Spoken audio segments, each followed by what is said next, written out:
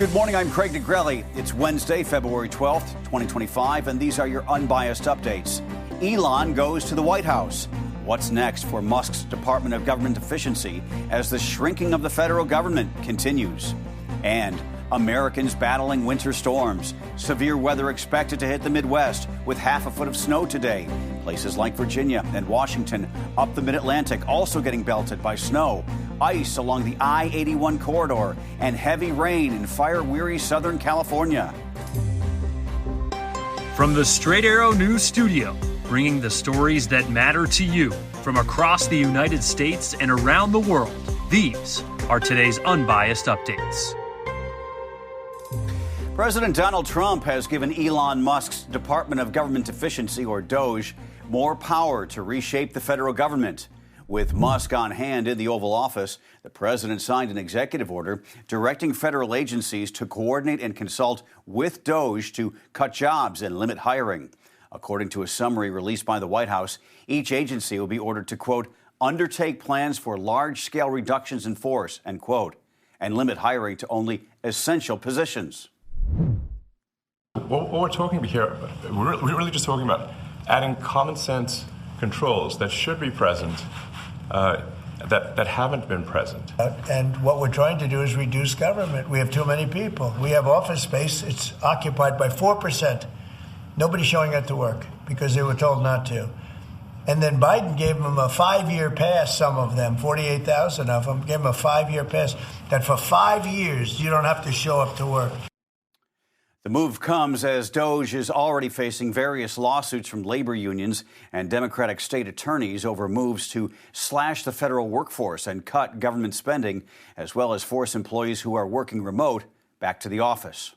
A federal judge has ordered the Trump administration to restore U.S. health agencies' websites, abruptly taken offline in response to an executive order telling them to scrub the websites of, quote, gender ideology extremism.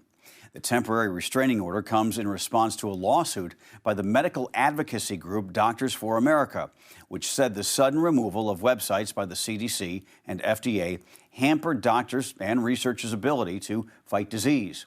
The pages that are now set to be revived include information for patients about HIV testing, HIV prevention medication, guidance on contraceptives, data that shows vulnerability to natural disasters and emergencies, and an action plan for improving enrollment of underrepresented populations in clinical trials. This morning, concerns over whether the ceasefire between Israel and Hamas in Gaza will hold are growing after Israeli Prime Minister Benjamin Netanyahu said it will be terminated if Hamas does not return Israeli hostages by Saturday afternoon. Hamas was set to release 3 Israeli hostages being held in Gaza in exchange for hundreds of Palestinian prisoners this Saturday, but announced this week their release would be delayed if Israel does not, quote, fulfill its obligations, accusing the country of violating the terms of the ceasefire agreement. Netanyahu is now demanding all 9 living Israeli hostages who were supposed to be released during Phase 1 of the ceasefire deal be released in the next few days, or fighting will resume in the decimated Gaza Strip. The new demand comes after President Trump warned all hell is going to break out unless Hamas releases all remaining hostages from Gaza by Saturday. Netanyahu did not specify whether he was demanding the release of all 76 remaining hostages or just the 3 to be freed on Saturday. Meantime, Jordan's King Abdullah II weighed in again on President Trump's plan to permanently relocate Palestinians from Gaza. Last week, the president expressed interest in a United States takeover of the enclave, saying he would redevelop the area, gut it and reduce to rubble by war, and turn it into, quote, the Riviera of the Middle East. Part of that plan would include permanently relocating Palestinians, with Donald Trump saying that Egypt and Jordan should take in the refugees. There are roughly 2 million. Before the meeting with Abdullah, President Trump had threatened to withhold U.S. aid to Jordan if the country does not take them in. Despite Abdullah's immediate dismissal of the proposal last week, he did make some concessions during yesterday's meeting at the White House.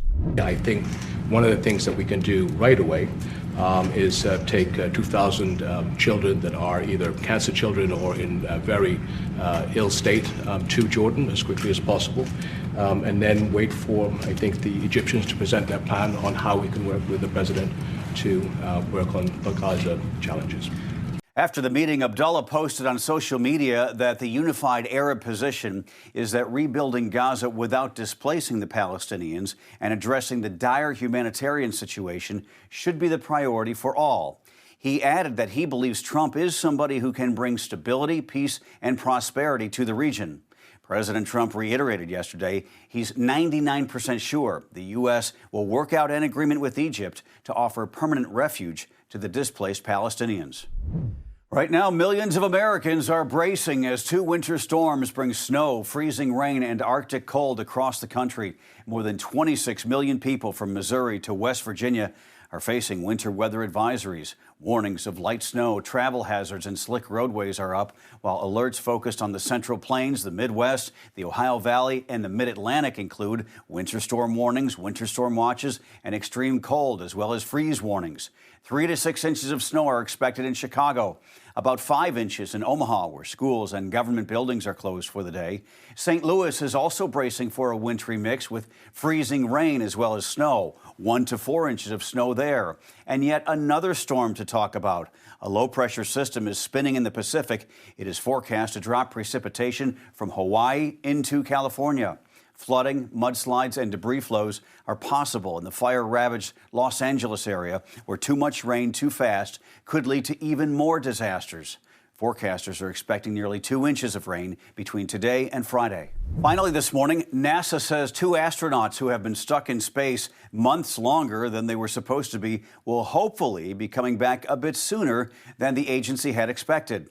NASA says it has been able to adjust its schedule to bring astronauts Butch Wilmore and Suni Williams back to Earth as early as March 12th, a couple weeks sooner than previously announced. Wilmore and Williams have been stranded on board the International Space Station since June. What was supposed to be a 10-day trip turned into an indefinite stay after the Boeing Starliner capsule was deemed too unsafe to bring them home.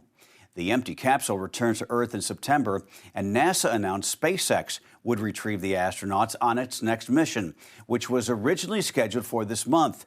But that plan got pushed back after NASA said in December that mission teams needed more time to complete processing on the SpaceX Crew Dragon capsule that the astronauts will travel home in. But now NASA says it is switching the capsule that will be used for the next set of astronauts to be flown to the space station, which has the ripple effect of pushing up the date Wilmore and Williams can make their return home. That is really good news. Finally, some optimism for those astronauts stranded in space, as well as their families back here on Earth. Those are your unbiased updates for this Wednesday. We'll see you back here tomorrow. For all of us here at Straight Arrow News, I'm Craig DeGrelli. Have a great day.